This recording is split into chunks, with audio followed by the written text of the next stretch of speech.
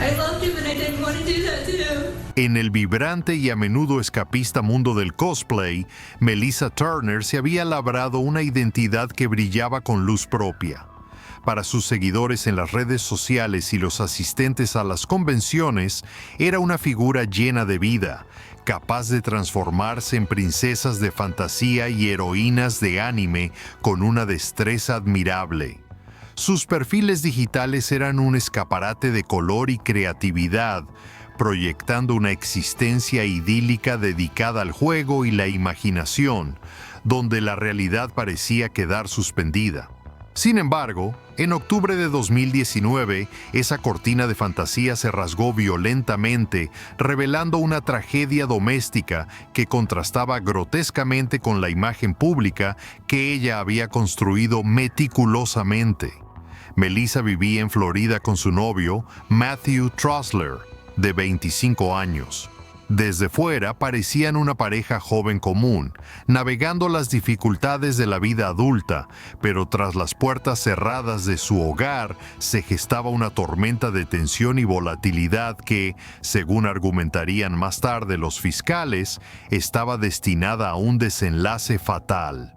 El punto de no retorno llegó en las horas oscuras de la madrugada del 18 de octubre de 2019. Una disputa entre la pareja escaló más allá de las palabras, transformándose en un estallido de violencia física que terminó con el silencio sepulcral de la muerte. Cuando la policía llegó a la escena, encontró a Matthew Trosler sin vida, víctima de puñaladas, y a una Melissa Turner que intentaba explicar lo inexplicable. Inicialmente, Turner se aferró a una narrativa de supervivencia. Afirmó a los investigadores que había actuado en legítima defensa, describiendo la noche como la culminación aterradora de una relación tóxica en la que había temido por su vida ante un supuesto abuso. Su historia buscaba evocar la imagen de una mujer acorralada que no tuvo más opción que luchar para sobrevivir. No obstante, la evidencia forense comenzó a tejer una realidad muy distinta, una que contradecía sus palabras desesperadas. Los fiscales alegaron que Turner no actuó por miedo, sino impulsada por una ira incontrolable durante una discusión. Las inconsistencias en su línea de tiempo y la naturaleza de las heridas de Trosler se convirtieron en las piezas clave que desmoronaron su coartada. Los detectives señalaron que los hallazgos en la escena no coincidían con la dinámica de alguien que se defiende desde una posición de desventaja, sino más bien con la de alguien que ataca. La princesa del cosplay se encontraba ahora bajo la luz dura y fría de una investigación por homicidio. El juicio, que comenzó en febrero de 2022, se convirtió en un espectáculo mediático local, con la sala del Tribunal de Tampa llena de reporteros y curiosos fascinados por el contraste entre la acusada y su personaje público. La defensa intentó pintar a Melissa como una víctima quebrada por años de maltrato, mientras que la fiscalía presentó el retrato de una mujer volátil, que se negó a ceder el control. Tras escuchar ambas partes, el jurado rechazó la teoría de la defensa propia y condenó a Melissa Turner por asesinato en segundo grado. La sentencia llegó en marzo de 2022. 20 años y medio de prisión.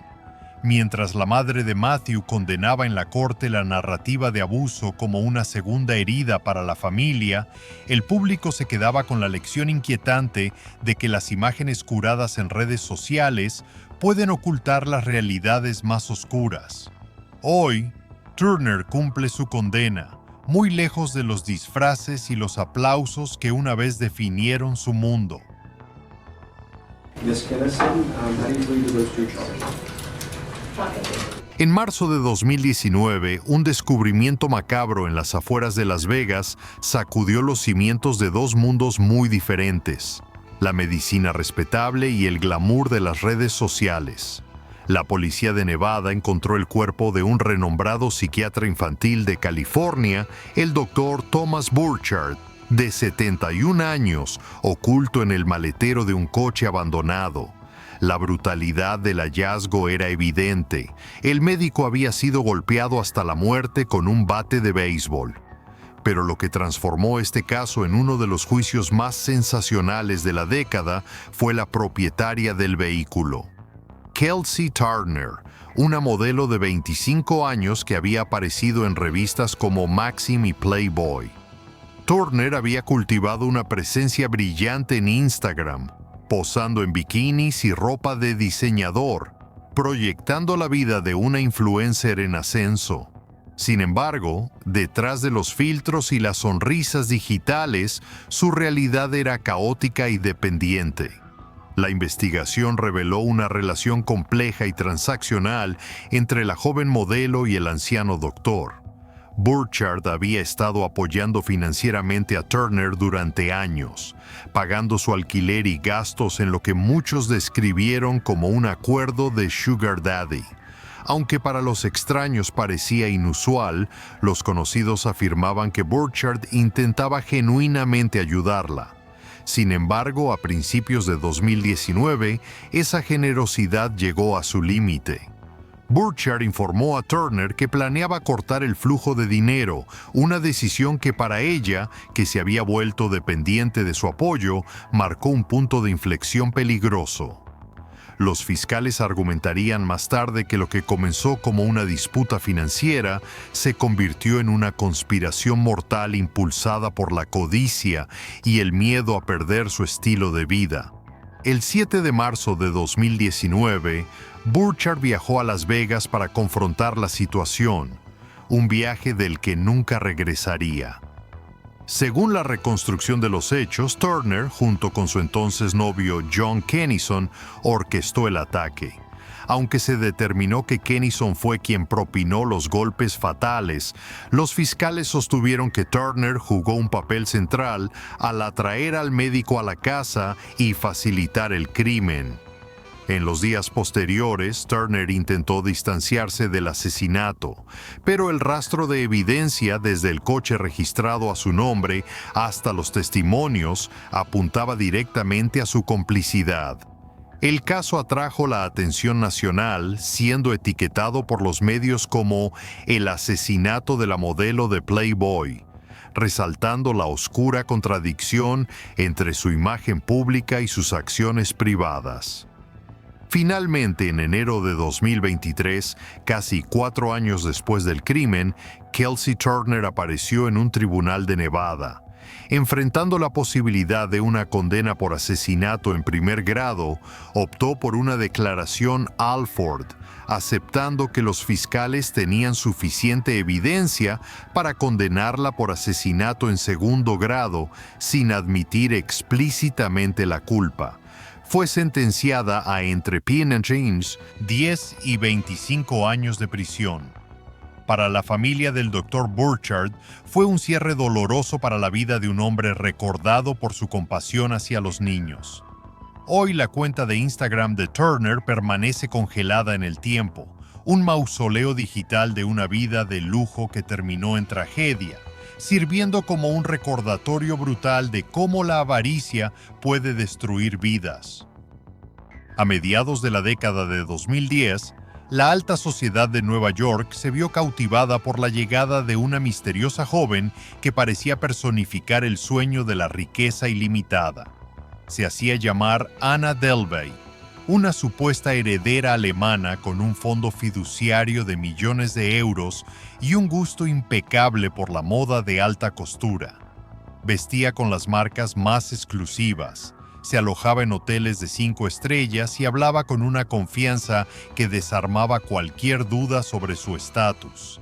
Se movía con una facilidad asombrosa entre la élite de Manhattan, cenando en los restaurantes más caros y planeando la creación de un club de arte privado exclusivo. Sin embargo, todo era un espejismo meticulosamente construido.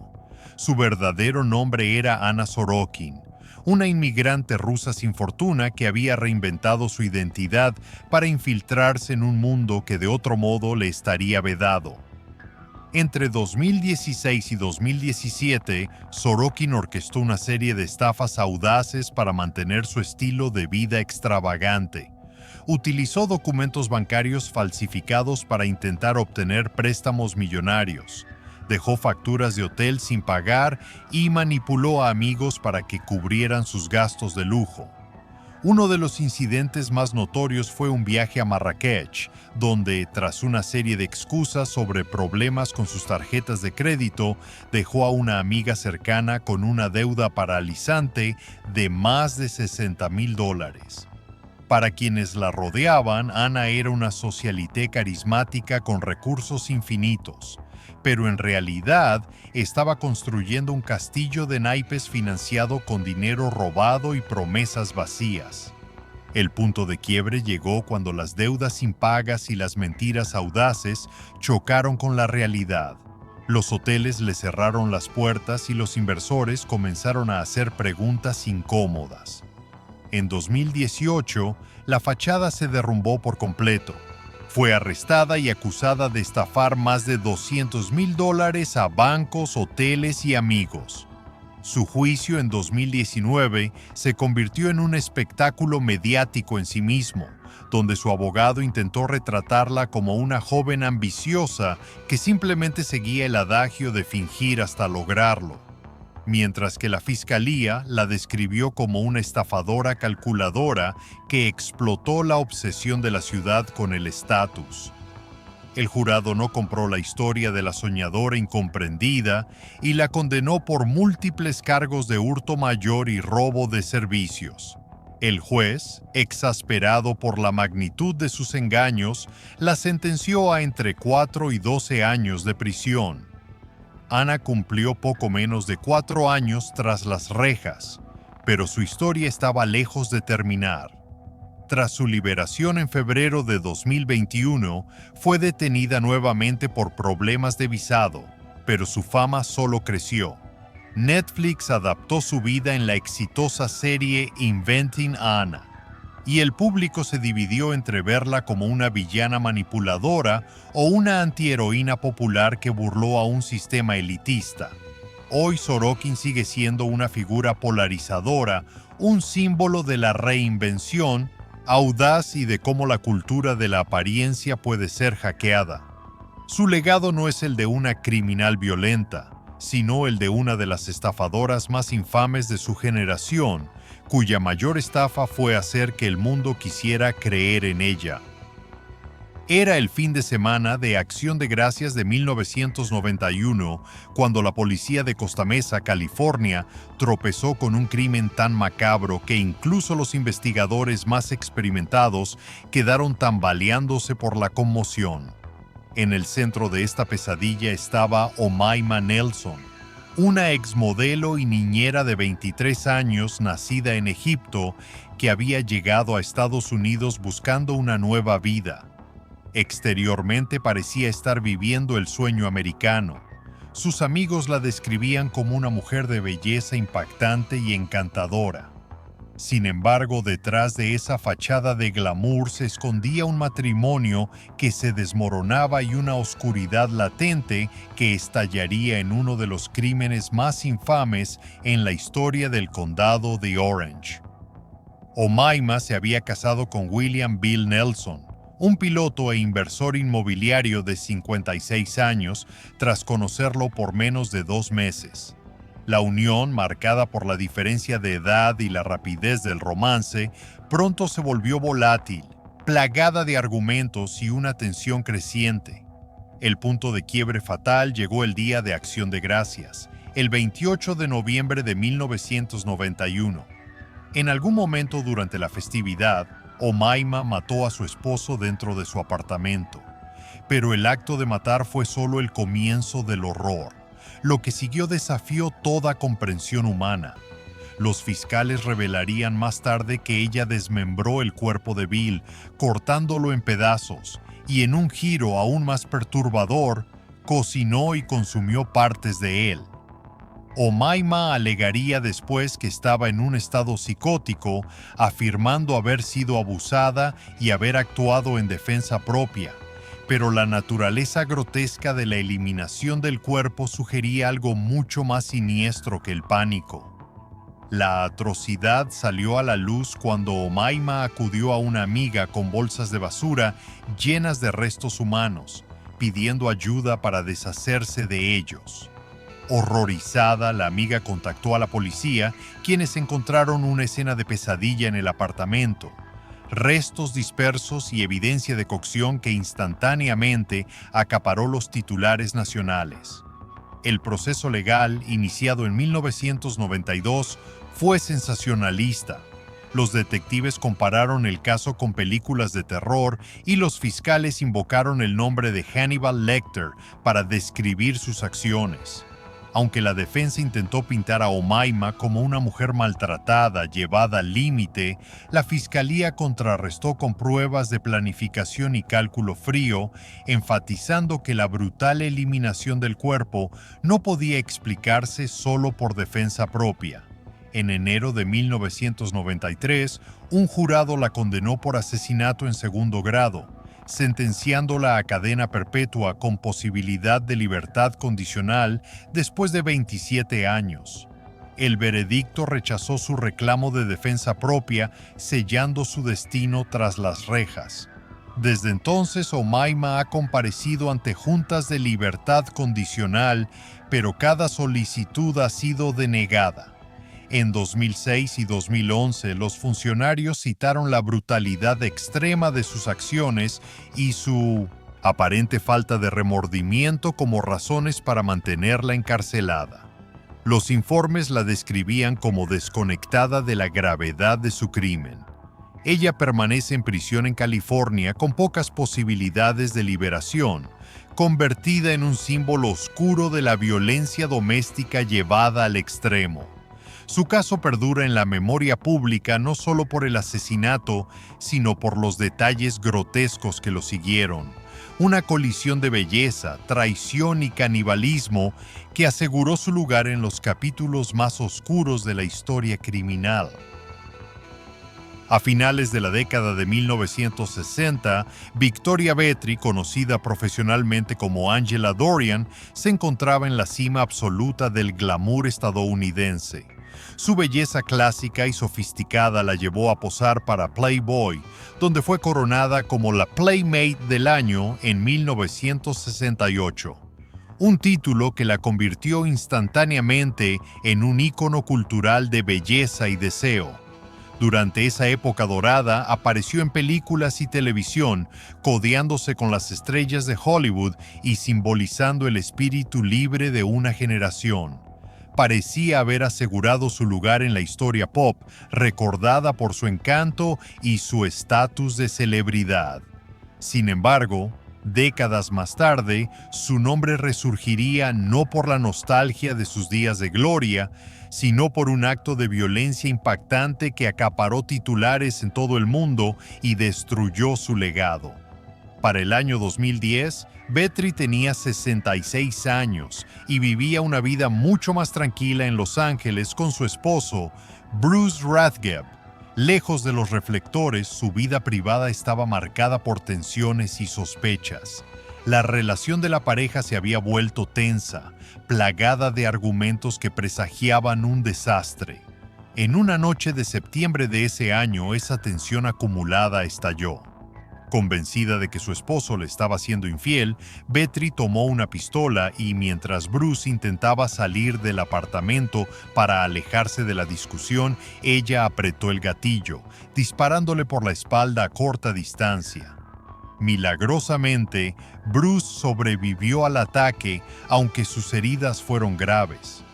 En el caos subsiguiente, Victoria intentó distanciarse de la responsabilidad, inventando una historia sobre un traficante de drogas que supuestamente había disparado el arma.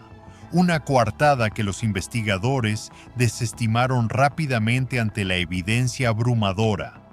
La ex Playmate, que una vez había adornado las portadas de revistas, se enfrentaba ahora a la posibilidad muy real de pasar el resto de su vida en prisión, acusada de intento de asesinato. El caso avanzó rápidamente a través de los tribunales de California. En septiembre de 2011, Vetri llegó a un acuerdo legal. Se declaró nolo contendere, sin disputa, a un cargo de intento de homicidio voluntario, reconociendo su culpabilidad para evitar el riesgo de una pena mayor. El tribunal la sentenció a 9 años en una prisión estatal. La caída fue dramática y absoluta. Los medios de comunicación se fijaron en la cruel ironía de su destino, publicando fotos de archivo de sus días de modelo junto a su foto policial, subrayando el cambio drástico de los vestidos de diseñador al uniforme de prisión. Para el público, el caso se convirtió en una extraña intersección de nostalgia y escándalo trágico. La mujer que había encarnado el glamour despreocupado de los años 60 ahora enfrentaba la dura realidad del sistema penal. Su sentencia trajo un cierre legal, pero en la imaginación pública persistió como una advertencia sombría sobre cómo la fama se desvanece y cómo los demonios personales, los celos, la ira y la paranoia pueden consumir incluso a aquellos que alguna vez parecieron intocables. Victoria Vetri cumplió varios años en prisión antes de ser liberada, desapareciendo en gran medida de la vista pública, pero su historia perdura como uno de los ejemplos más notorios de la caída de una celebridad en Los Ángeles, donde el brillo del pasado no pudo protegerla de las consecuencias de sus actos violentos.